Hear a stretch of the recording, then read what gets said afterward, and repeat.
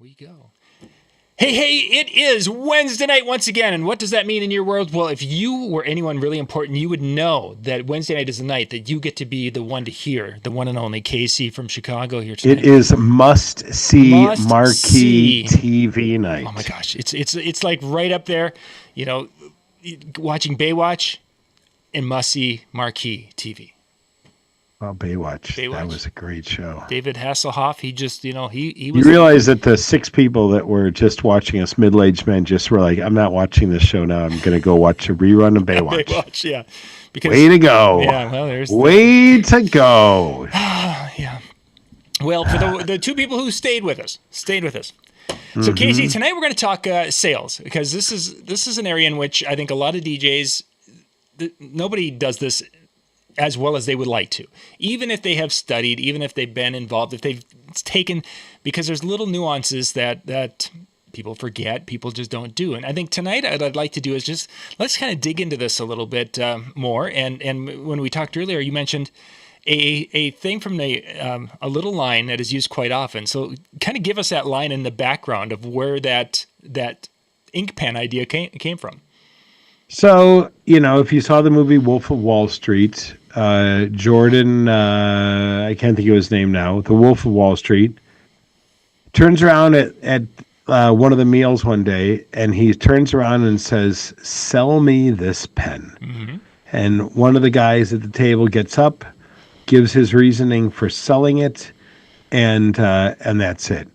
The bottom line is most people go into a pitch, okay? There's some classic mistakes that you and I have discussed off the air already that I think that too many small business owners, not just DJs, make, but DJs seem to make them repeatedly. Oh, for sure. And I just got back from a show, and my job at the show is to schmooze with people and hang out and talk with them in the booth, and they'll tell me anything, and a lot of them will ask me, like, you've got multiple companies. How are you able to sell this stuff all the time? Like, how do you keep all of your businesses going and flowing and everything else? And it really comes down to selling. And I'll be honest, I could sell anything. Mm-hmm. And I, as long as I believe in the product, I know that I can sell it.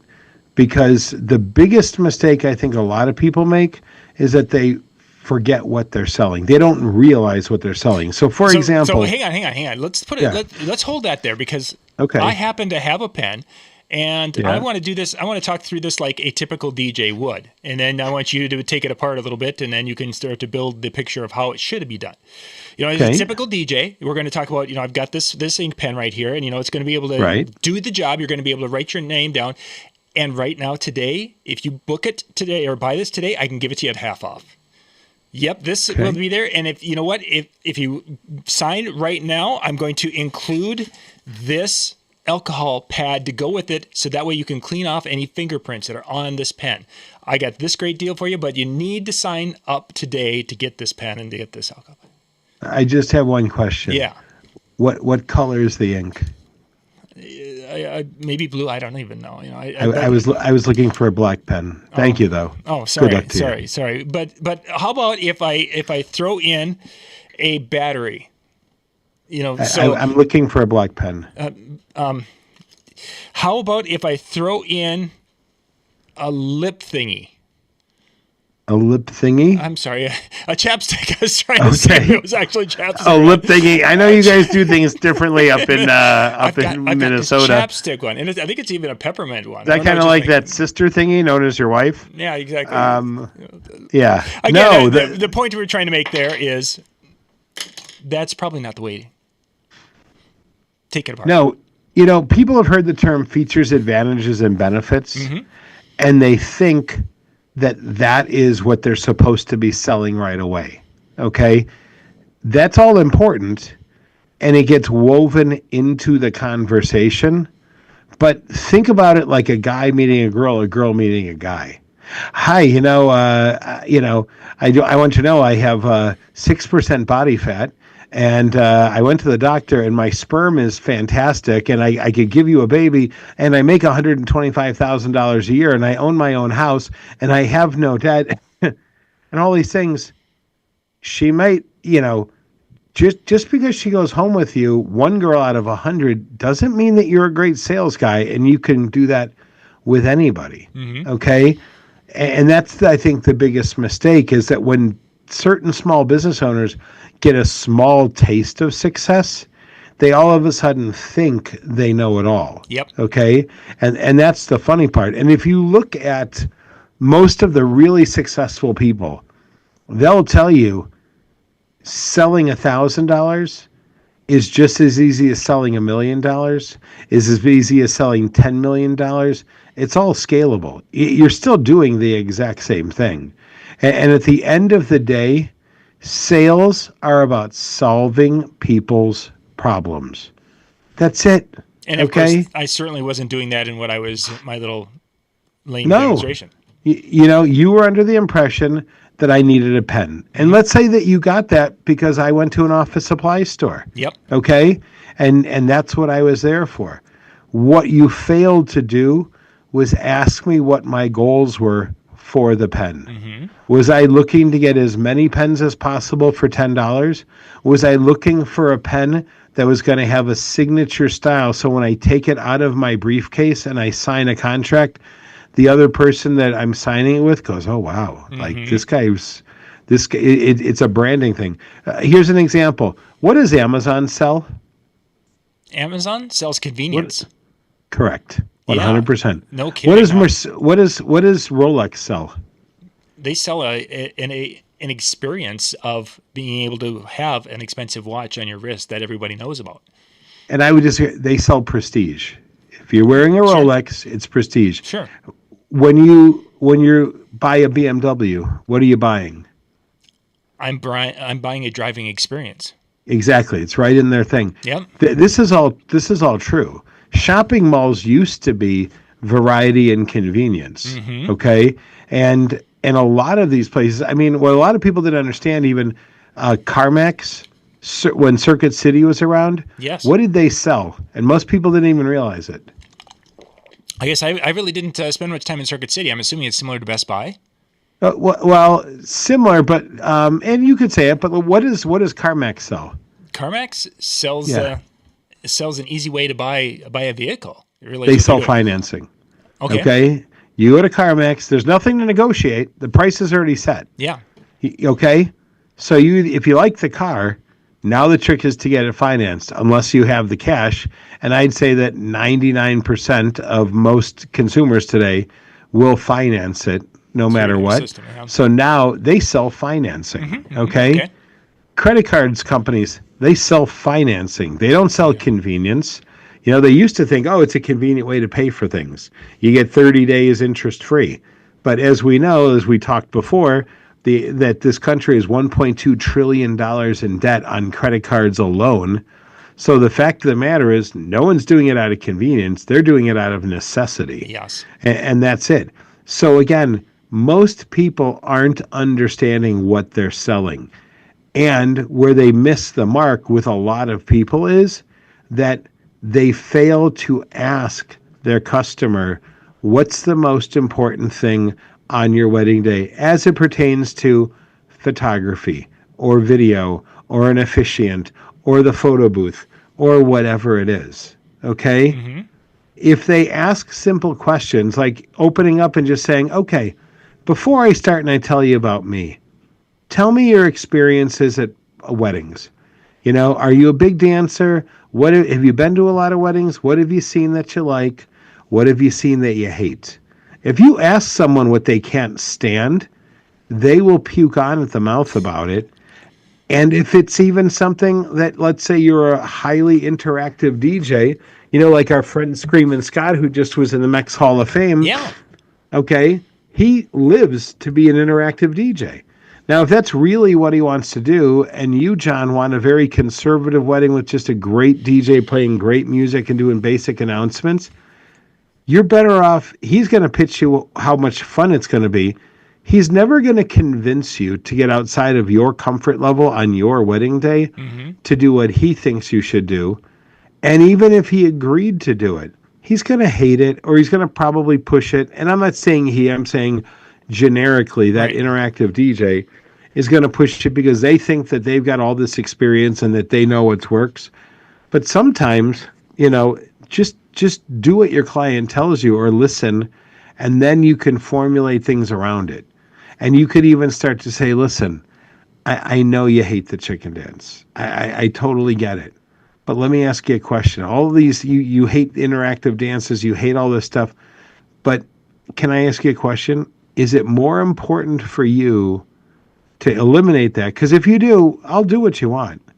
But if you thought about your mom, your grandma, your auntie, the finger pointers that are going to do this all night, okay, I know you don't want YMCA, but what about the Trump supporters that want to do this dance, or even the anti-Trump supporters that want to do this and make fun of him? Like, the question is, what's more important, that you have the music that you want, or that you create a night for your guests to celebrate yours and your spouse's wedding? And then shut up and then let them tell you. And if they say, listen, we just don't want line dances at our wedding, no problem.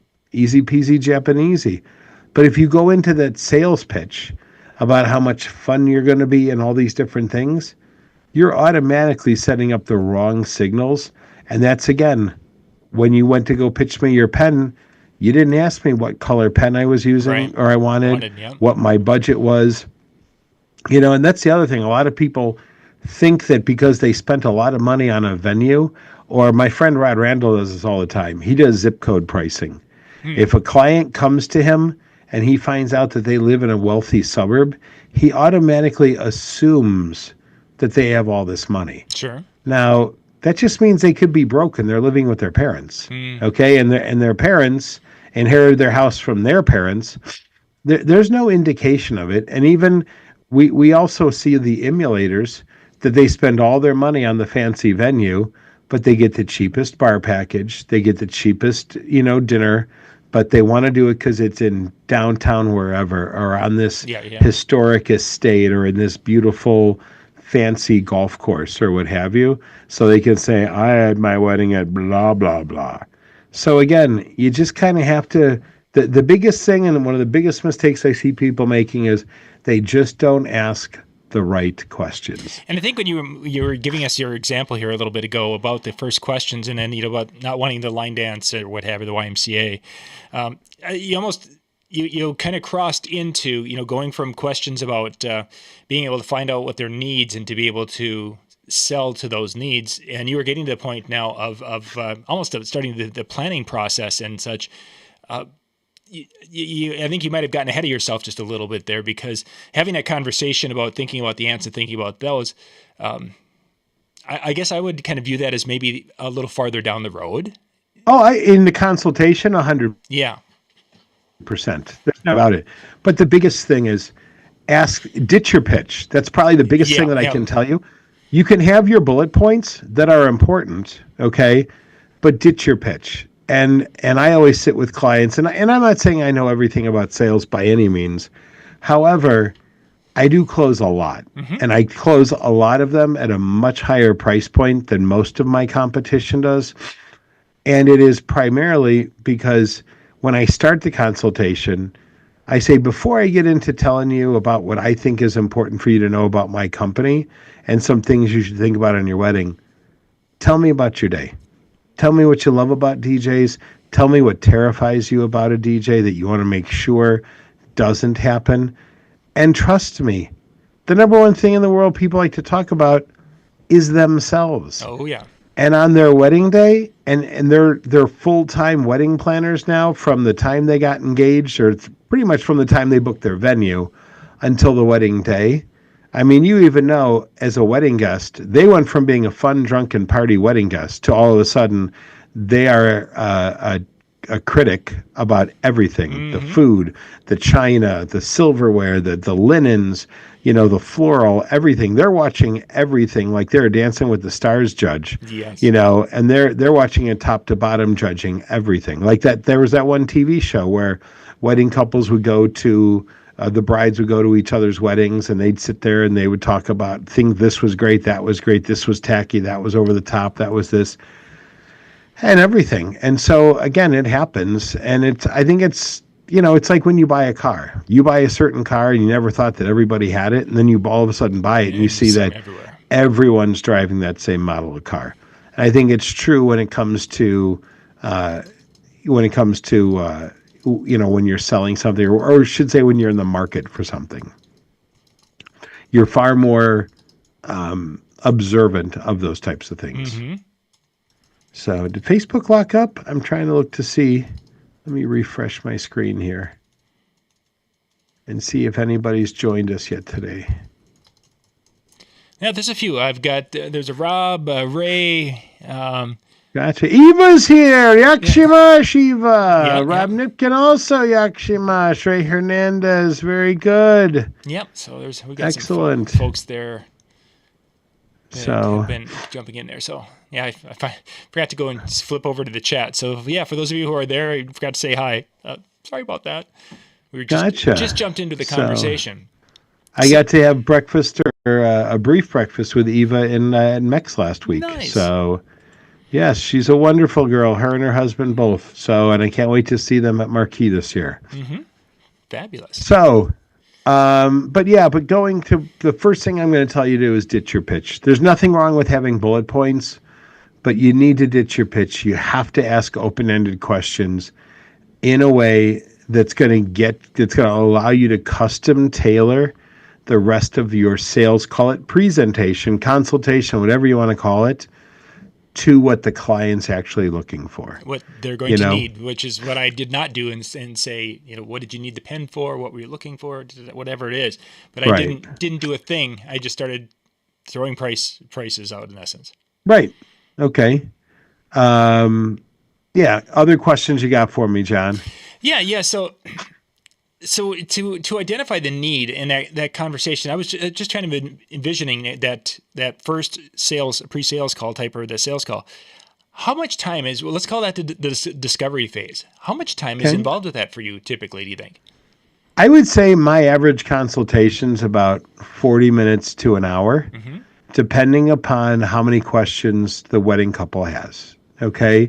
And also where they're coming from. If I did their sister's wedding, and it's what I call a layup, where it's really mine to lose, not to gain. Sure. Then I know that it's going to be a lot easier because they've already seen me. They've already let me know they like me. And now what all I'm doing is addressing that their wedding will indeed not be a cookie cutter of their sister's wedding. We'll do a lot of the things that they did enjoy there.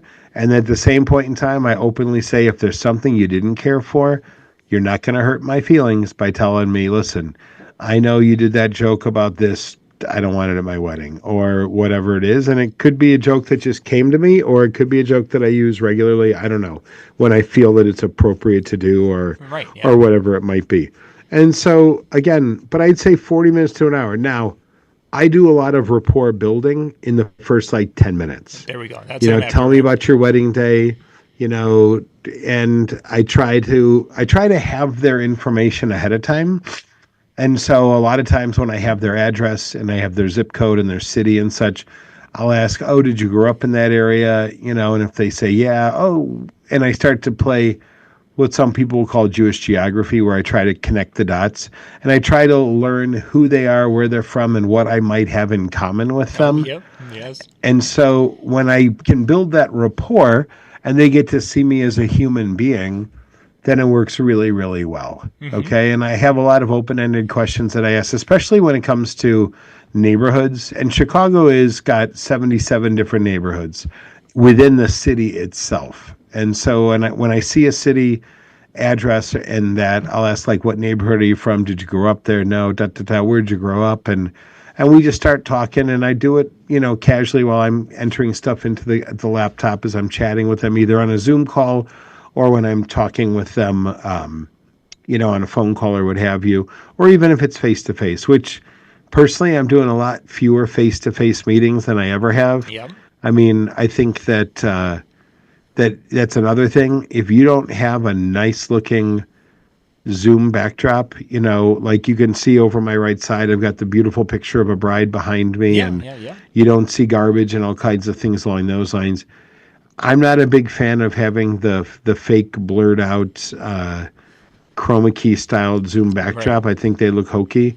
But, having stuff up there that a bride's going to be curious about and look and see. And that particular picture, I get so many comments on because it's massive and it was taken on site at one of the weddings that we did. And so as a result of that, people are like, oh my God, I love that picture in the background. Sure. And so it's just one of those things that, you can leave things out there for people to pick up on and go from there. So, I mean, we have a looped video playing in our lobby all the time so that when people come in, it's eye candy right away. It's no different than walking into the lobby of a hotel. You want to get that first impression or what have you. So in my case, this first impression is my backdrop here. Yeah. No, I can definitely see it. And I think that advice for having a Zoom, an area to look professional, not with your bed in the background type of a thing, which 100% is an important thing. But so during that discovery phase, it's about 10-minute time frame, and I think when I have done that phase, that's very, very common. I've known you for quite a few years, and I know you like to talk, and this is an area in which how do you, as someone who likes to talk and likes to share, now you're having to pull things out of them, and sometimes it's a little tough. Do you have any tricks or things that you've used to pull that information out so you can find out what their needs are and what they... The easiest thing to do is just ask them. I mean, and the best part is their venue. And this is what's really important.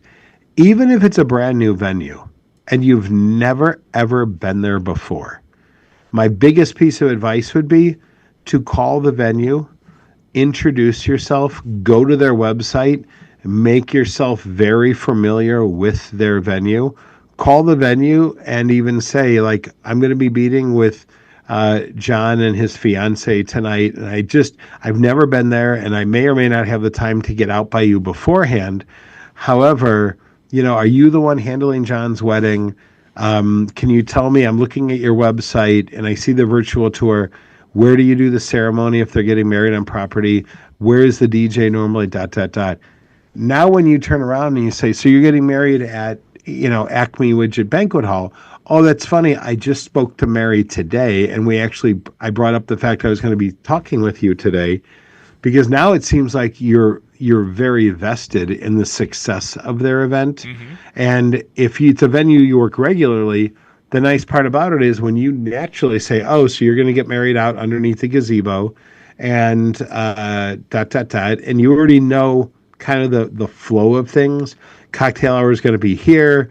Your reception is going to be here. Your DJ isn't set up in the corner. He's set up on the dance floor.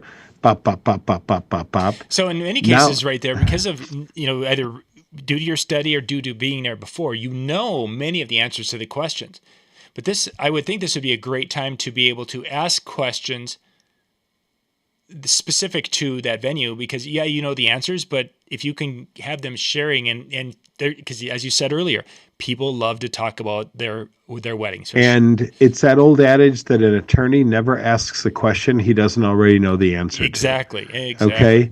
Yeah. So if you can set it up so that you're asking questions about the vendors that they're working with, the venue that they're working with, the time of year that they're working, and everything along those lines. So if in Chicago or even up in Minnesota, you start to get to that October time, you start to go, okay, are you planning on getting married inside or outside? Exactly. That's kind of a big deal. Yep.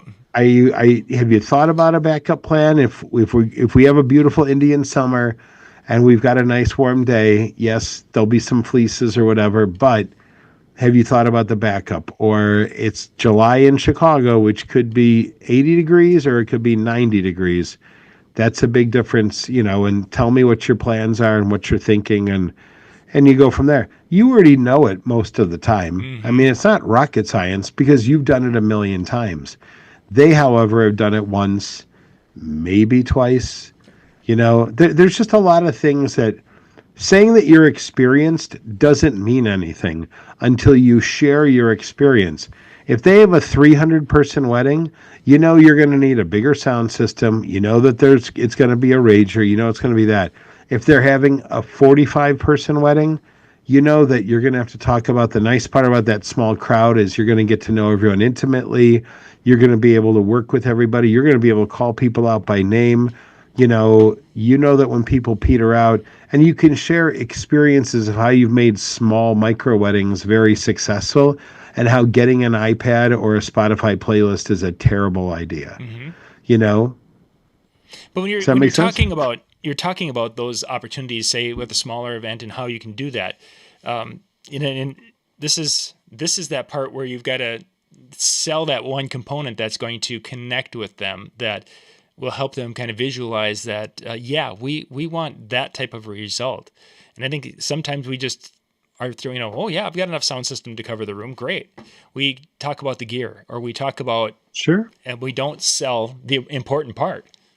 But a lot of times I think that you need to sell the sizzle and deliver the steak. Mm-hmm. Okay. And too many people want to sell the sizzle and the steak. Your bride and groom doesn't care if you're using the new Electro Voice Evolve 90s or a pair of PVSB5s from 30 years ago. Ironically, that's the exact speaker I was envisioning when you were so it's like, but here's the point, though.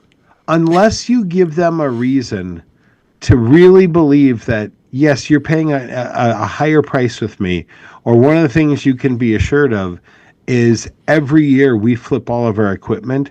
So we have the most state-of-the-art equipment, which means to you that we're going to have the absolute best-sounding, newest technology, so that on your wedding day, your best man's speech is crystal clear. Yeah. When we do your first dance, you hear the highs of Mariah Carey singing. You hear that bass pumping. You can't just tell them that, you use this speaker or that speaker or whatever. They don't know any different. Mm-hmm. Okay? I used to love selling when we had JBL Eons all the time. I used to love using the JBL name because everybody knew it. Mm-hmm. People know the name Pioneer. People know the name, JBL. They don't, they don't know the name Electro Voice. They don't even know Shure microphone, to be honest with you. They know it's a microphone. If you say, I use a Shure Beta 58 wireless, okay, good for you. Yeah, what does that mean? And most of the time they're not going to understand that, and they're not going to have a clue. Yeah, that's not their important part, or what they're looking for. They're not looking for, I want somebody who's using a Shure 58 Beta 58. No. But if you turn around and say, listen, I might be, here's my ceremony system.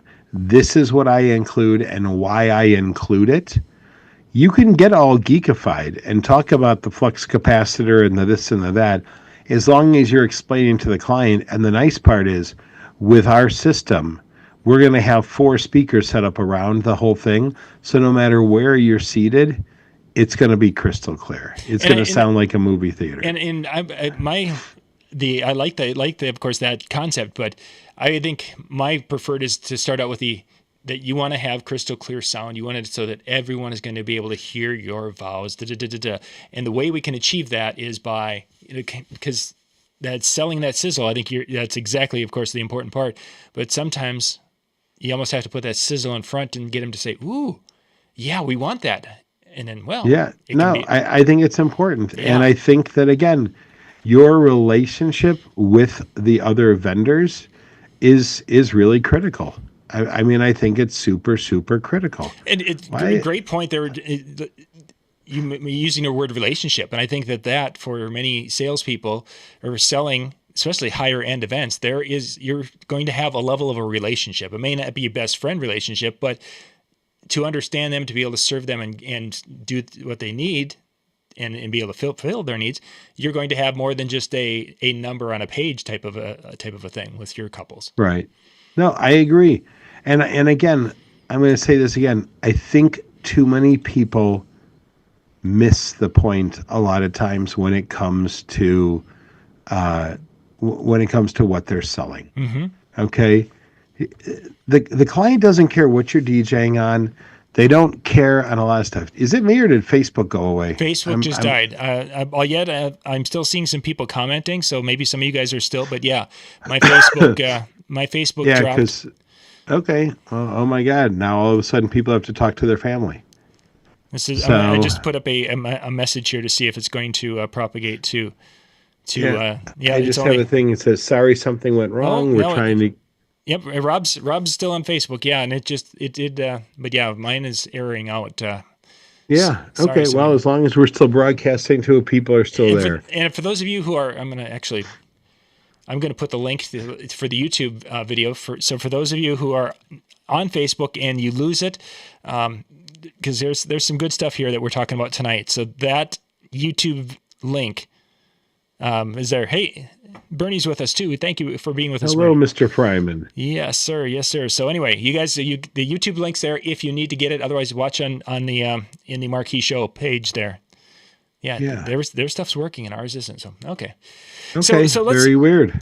So let's. I mean, ultimately, they're coming to you because they have a problem. They need entertainment for their event. What is a problem, but they want a result, and they want a result that will help them, create the day. How do you hone in on that? And really, I mean, yes, you can get in that discovery phase, but there's going to be things that you're going to find out throughout. How do you basically find those points and really give them the confidence that you're the person who can do that? Well, you have to ask open-ended questions. Every decision that we make is based upon the pain versus pleasure principle. Okay? Doesn't matter ethnicity, age, gender, sexual orientation. Every decision that we make as human beings is based upon that principle. Okay? The purse that a woman buys is based upon how she feels. Okay? You can buy a $7,000 Louis Vuitton purse, or you can buy a $7 purse at Target. It's going to function the exact same way. You're going to put your stuff in it, your wallet, your license, your everything. However, the way you feel as you carry it and the way that you know that certain people look at you, especially other women, will make you feel a certain way. Mm-hmm. Okay? Coming as a big guy, there is no question that I enjoy watching TV and eating pizza more than going to the gym and walking on a treadmill. That's it. Okay. So, I mean, every decision we make, for some people, like our friend Marcello, the idea of being overweight is far more painful for him than it is, let's say, for you or I not to have a set of six-pack abs. And I'm not saying that one is right or one is wrong. We all live within our own skin, mm-hmm. and we all have to decide, what we're most comfortable in. How you dress, the glasses that you pick out for yourself, you do it in such a way that, you want to look good in the mirror. And in your case, you may probably ask your wife, how do I look in these? Because she's the one who's going to look at you the most. Yep. And so as a result of that, it's a pain versus pleasure principle. So if you're talking to a wedding couple, let's use weddings as an example, and they're telling you the thing that they want more than anything, they want that dance floor packed. They want everybody up there going, which is extremely that way. And the thing that they're afraid of is they went to their cousin's wedding who hired a terrible DJ and everybody left early. So the thing you have to hone in on is explaining specifically how your technique and your style of DJing isn't, because we all have the same equipment. We all have the same music.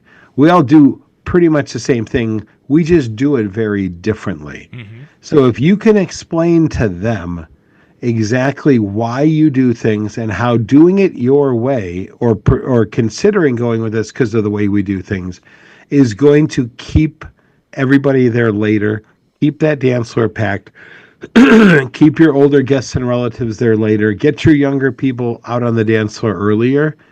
Now you're solving their problems. You're selling the results, okay? And that's really what it comes down to. It's the pain versus pleasure principle. And that was with just those little that little bullet point list you just gave us there of people being around, partying, whatever.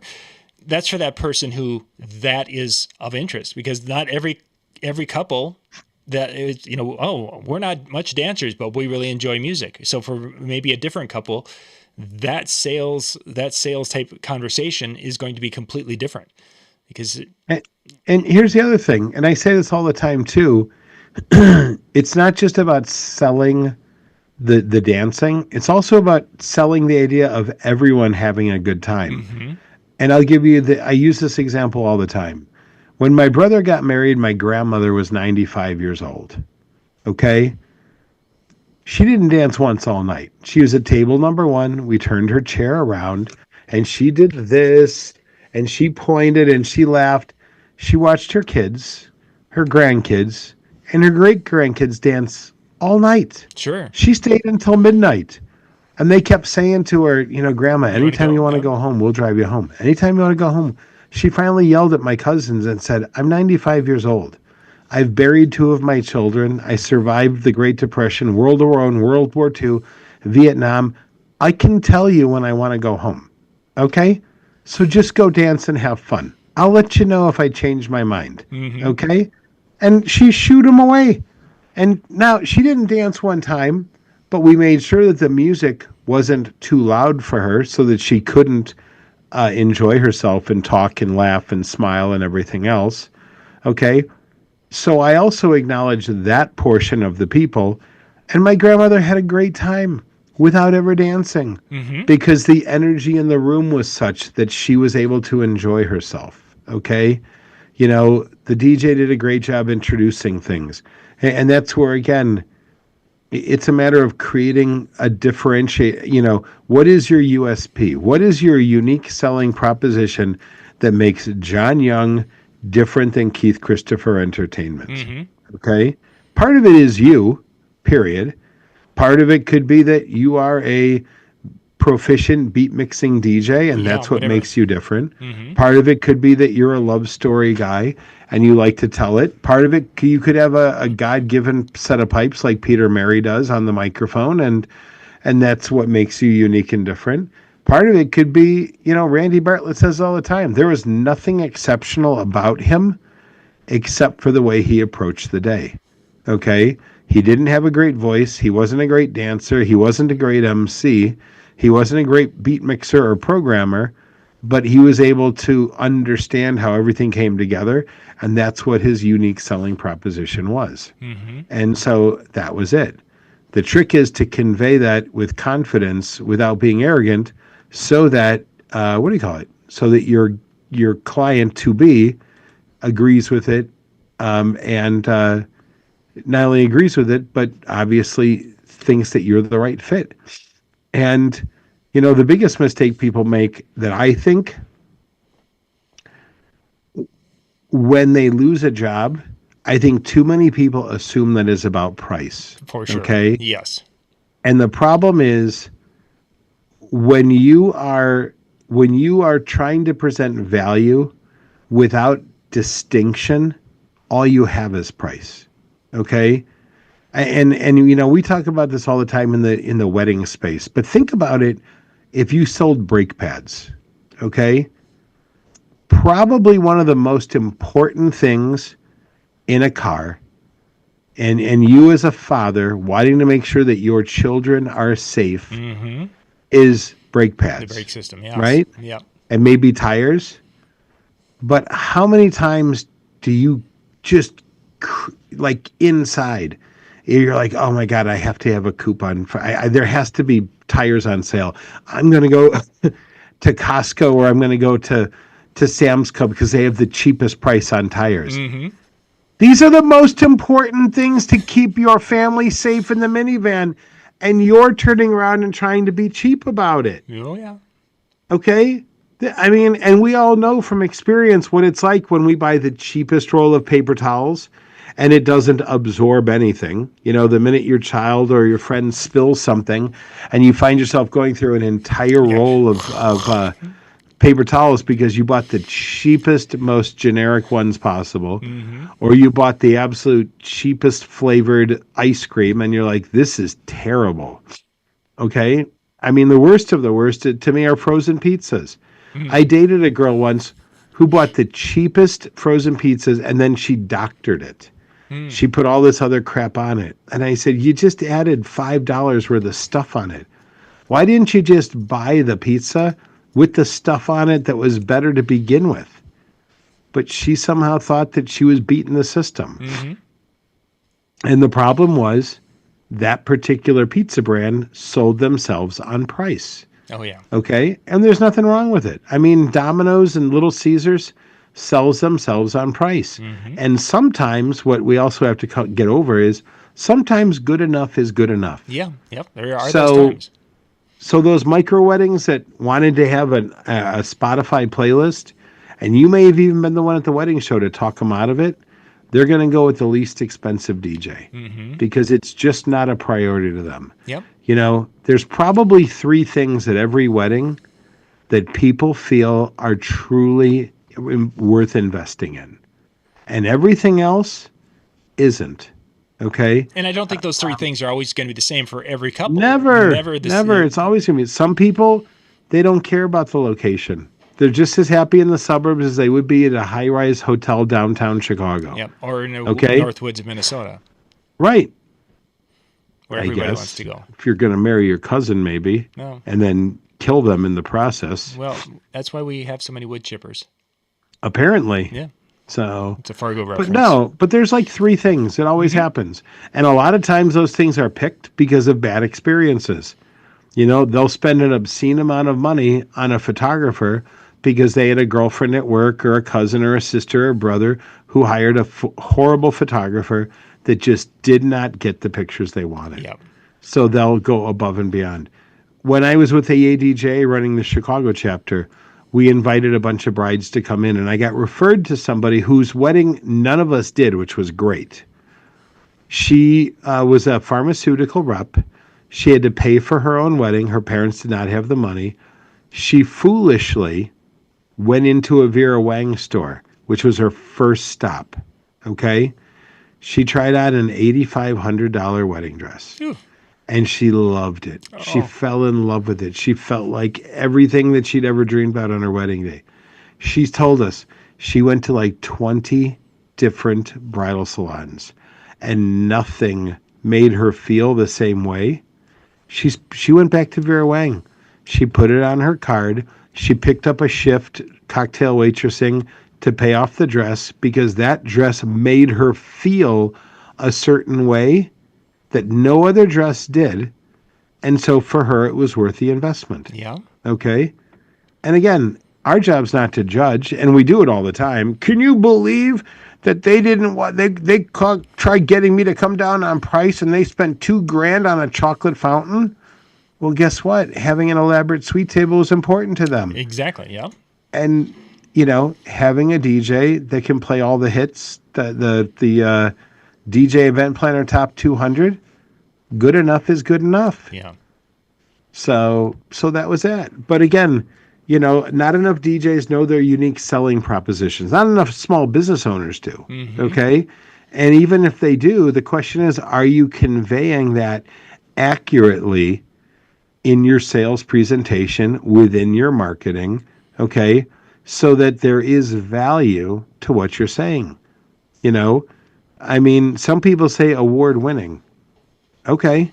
What does that mean? You know, or, you know, since in business since 1975. That just means you have a track record of screwing up a lot of parties for a really long length of time. Some people do. Unless you can say exceeding client expectations since 1975, and we have the reviews to prove it, or the references to prove it, or something. Okay?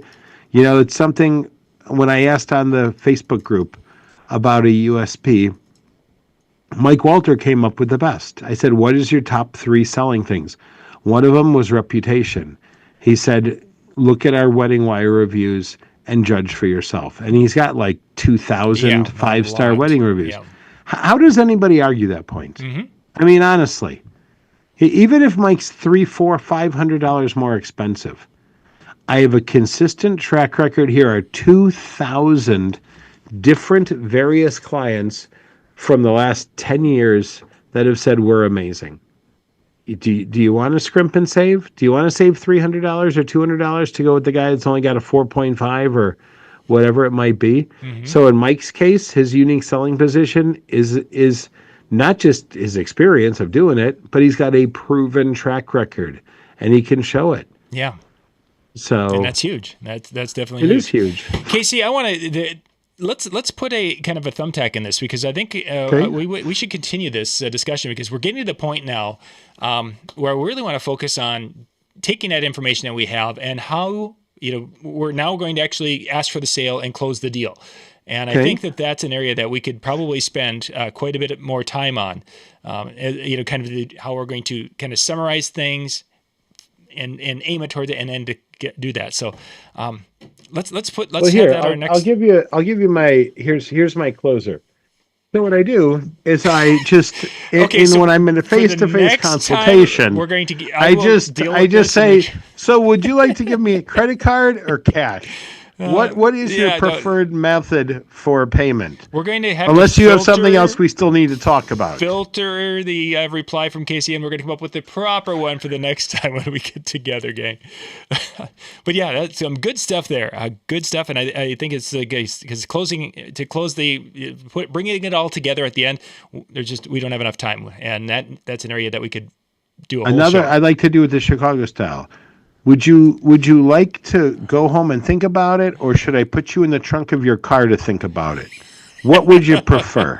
A deposit now or the trunk of your car? Nice, quiet, dark. Yeah, you two can think. Yeah, okay.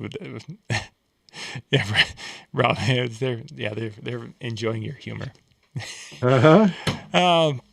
Anything else we need to know quickly for any housekeeping stuff with the Marquee Show? Of course, the Marquee Show being hosted at the Westin Chicago O'Hare Hotel, a beautiful hotel with our very fine QSC Audio as our presenting sponsor. Super excited. Yorkville Audio just came on today.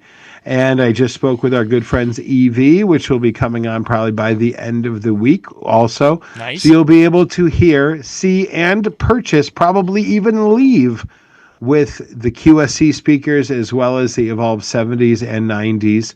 And if you go out to the parking lot, you'll probably be able to buy some Evolve 30s and 50s from people selling them to buy the Evolve 70s and the 90s. Now, I will say this, the Evolve 90s, and I know you've not seen them live yet, have you, John? No, I have not. They're big. It's an 18-inch subwoofer cabinet. It's big. It is a monster cabinet, and it is an impressive cabinet. You can do a lot of people with it. So we're excited to have Evie back. We are thrilled to have QSC as our sponsor. I had a very successful show last week with a lot of people verbally committing, and I've been stalking them for contracts this week. So tickets are available. Our hotel room block is up. We have a gorgeous hotel. It's a Westin with the super sleeper mattresses and everything. So it's going to be an awesome show. Nice. And then website link, so they've got that. Yeah, marqueeshow.com. Nice. Yes. Nice. And if Facebook ever comes back, you can always join us on our Marquee Show group page. And obviously follow us on social for all things Marquee all the time. Excellent. All righty. Wonderful. Casey, thank you much for the conversation and the chat tonight. And thank you guys for being with us and hanging out tonight. And we'll be back again with a lot of shows next week, but we'll be back again next Wednesday night at 8 o'clock Eastern. Oh, excuse me, Central, 9 o'clock Eastern. Yeah. Right. Yeah, I get all confused. But we'll catch you next week with our weekly Marquee Show podcast. Good night, everybody. Sounds good. Thanks, guys.